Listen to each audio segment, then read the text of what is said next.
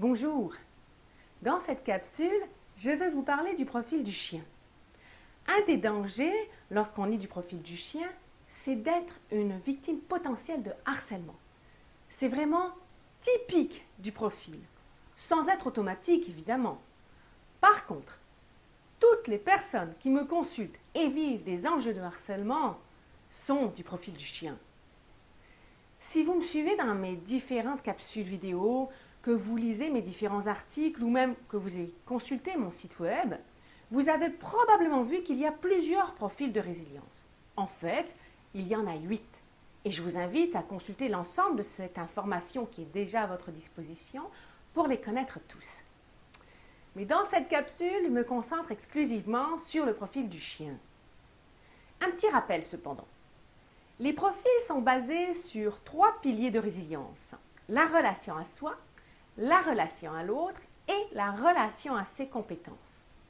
Là aussi, je parle plus longuement de ces différents piliers dans d'autres vidéos. La particularité du profil du chien, c'est qu'il ne lui reste que son pilier de relation à l'autre qui est encore capable de le maintenir fonctionnel d'une certaine manière. Ces piliers de relation à soi et à ses compétences ont été endommagés. D'autres ont abîmé la personne sur ses piliers depuis plus ou moins longtemps. Et vous savez, ça peut remonter assez loin. Par exemple, du temps où on était des enfants, que notre manière de grandir, justement, dépend de ce que nos parents vont nous inculquer. Au fond, dans le profil du chien, la personne, donc, a une valeur personnelle assez fragile. Et cela dépend essentiellement des autres à ce moment-là. Elle a besoin d'être validée sur elle-même, elle a besoin d'être en relation avec les autres pour essayer d'avoir une valeur personnelle. Parce qu'elle-même ne vaut pas grand-chose, qu'on lui aurait fait croire ou dont elle serait convaincue elle-même. Et vous savez, ça peut être vraiment subtil. Ces personnes ne se rendent pas vraiment compte à quel point elles se dénigrent, à quel point elles ont peu de valeur personnelle, car elles tiennent beaucoup à leur relation à l'autre et pensent que c'est ça qui compte, c'est ça qui est la norme d'une certaine manière. Quant à la relation à ses compétences, là encore, la personne peut être absolument convaincue qu'elle n'a pas beaucoup ou pas suffisamment de compétences. Et d'autres peuvent la remettre en doute sur ses compétences. Donc ces deux piliers sont fragilisés au départ, en arrivant au travail ou en allant selon les rencontres que l'on fait. Et lorsque ce genre de personne au profil du chien rencontre une personne persécutante et harcelante, la table est mise. L'autre va abuser de sa capacité à rabaisser la personne en utilisant les failles, comment elle se perçoit et comment elle pense être capable ou non de faire des choses.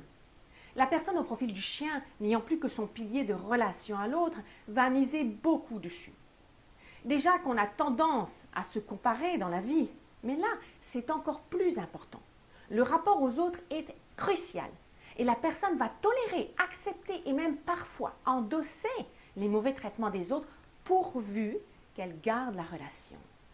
Mais voilà, bien des actions sont inacceptables et les personnes qui harcèlent les autres vont attaquer directement la personne sur ce qu'elle est, ce qu'elle représente et ce qu'elle fait sur ses compétences, l'affaiblissant de plus en plus. Tellement qu'à la longue, la personne harcelée se sent moins que rien. Et en plus, cette personne qui harcèle, elle ne coupe pas la relation, elle l'entretient. Bah oui, il lui faut bien son bouc émissaire à portée de main tout de même. Alors, elle va donc régulièrement faire en sorte que cette relation se maintienne. Comme la personne au profil du chien tient à la relation, cela la rend bien confuse et accentue sa faible perception d'elle-même. Si vous êtes du profil du chien, méfiez-vous, parce que lorsque vous allez rencontrer la personne au profil du pan, typique d'un harceleur avéré, vous risquez de souffrir. Heureusement, il y a des stratégies pour s'en sortir, mais d'abord, il faudra en prendre conscience. Rendez-vous sur le site resilester.com à la page des profils de résilience et faites le petit test pour savoir quel est votre animal de résilience. Ce test est gratuit et pourra vous aider à voir si vous êtes à risque de harcèlement ou non. Alors évidemment, ça ne veut pas dire que vous ne vivrez jamais de relations difficiles avec les autres si vous n'êtes pas du profil du chien.